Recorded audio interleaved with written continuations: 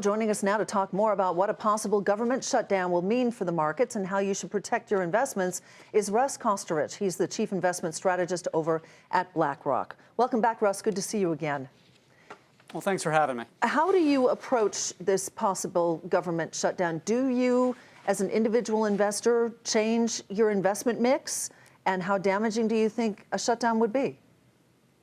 Well, I think we're talking purely about a shutdown. In other words, we're not addressing what I think is the larger issue of the debt ceiling in mid-October. I think the impact of a shutdown on the broader economy is limited. In other words, this is certainly not a good thing. It's coming at an awkward time when the recovery is still trying to gather steam. But we're only talking about a modest hit to the economy, assuming this only lasts for a few weeks. Some parts of the economy arguably more affected. You spoke about those parts that are exposed to government spending. Another segment of the economy to watch for, consumption. We're at a point when the consumer is only beginning to get back on their feet. And a government shutdown right now, one of the risks you have is that it will undermine consumer confidence, which could hurt spending as well. In the market, Russ, do I need to prepare for more volatility? Is that a likely outcome? I think it is. And, part of the simple answer to that is, well, we have seen a rise in volatility.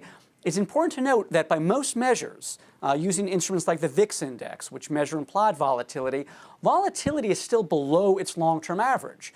Going back to the VIX as an example, it closed today at around 16, 17. Back during the debates in 2011, the VIX traded as high as the mid-40s. So we're a long way from that, and if the temperature starts to rise in Washington, if people do start to worry about the debt ceiling, it's very likely that volatility will rise before this is all over. Yeah, it seems to me that from what you're saying anyway, the market may have factored in a temporary shutdown now because we did lose triple digits, but it was much worse for much of the day. And they're focusing now on the debt ceiling. If Congress takes us right up to that fiscal cliff once again, what are the implications for the market?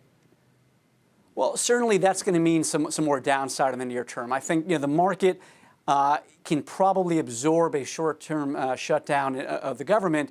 But if you start to get close to mid-October and this much larger issue about honoring the full faith and credit of the United States, if that starts to get called into question, that is a much bigger deal. That would provoke a much more violent reaction from investors than anything we've seen so far. What should I do, Russ? If I've got my portfolio at 60% equities, 40% stocks, and I'm relatively comfortable with it, is there anything I should be doing, or should I just play past it and watch and see what happens? I think the short answer is for most investors, you're probably not going to do a lot because, again, we continue to believe that this is a temporary phenomenon. It may even create some long-term buying opportunities for more patient investors. The one thing I would say, and this is not just tied to the continuing resolution, but also some of the broader trends, it probably isn't a bad thing to consider international diversification. It's been very interesting. Last week was the first time in a while that we saw flows out of U.S. equity funds while still seeing flows into Europe and into emerging markets. And not that these areas wouldn't get hit in the event of more risk aversion, but it does point out that, there are parts of the world that, despite all of the issues, may offer some diversification from the events that may happen here in the U.S. Russ, thanks so much. Good to see you again. All right. Russ Koesterich, Chief Investment Strategist at BlackRock.